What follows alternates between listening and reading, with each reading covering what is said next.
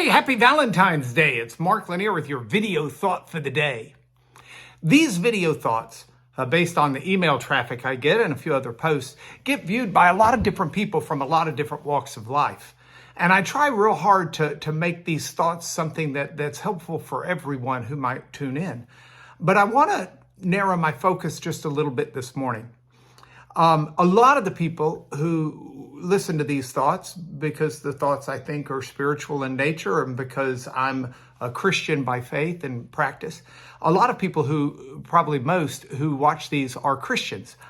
And I want to talk specifically to them, but also to the broader world as well. But this has got a pretty narrow focus for just a moment. Valentine's Day is a great day. It's a day where we emphasize the love that we have for our loved ones.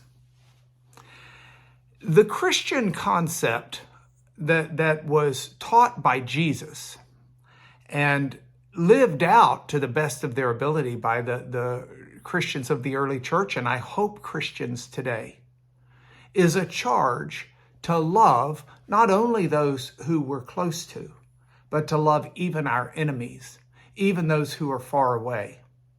When Jesus was headed to be betrayed and to die, he said to his followers, he said, "By this people will know that you're mine, that you love one another."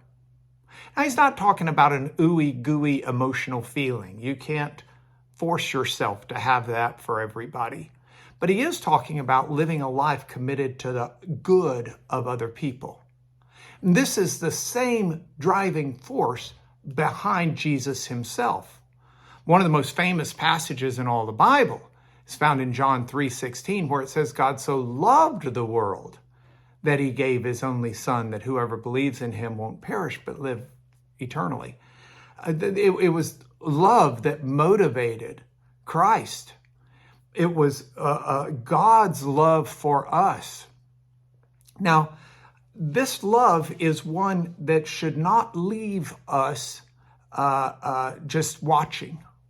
This is not like the Super Bowl yesterday where we observe. We're playing in this field of love.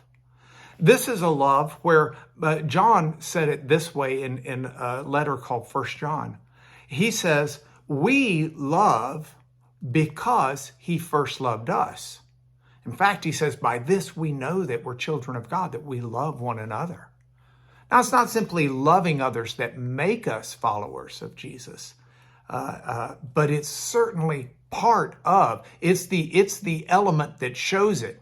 I like to think of it this way. A thermometer on a hot Houston day might indicate that it's 105 degrees outside.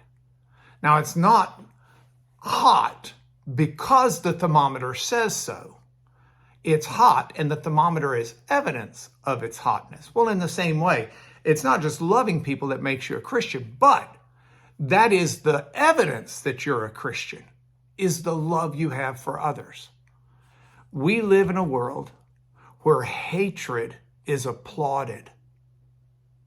We live in a world where division of us and them is built up. And I think the Christians, if I can single us out, need to be different.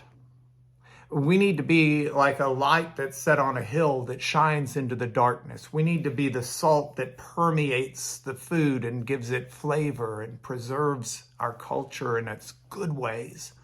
We need to be children of love. Paul said to the Corinthians that the love of Christ controls us, it constrains us, it because of his love for us, it changes who we are. And so on Valentine's Day, whether you've got that special someone in your life or not, I want to urge you to realize that you're called to love other people. And that's something to celebrate not just February 14th, but that's something to live every day of the year.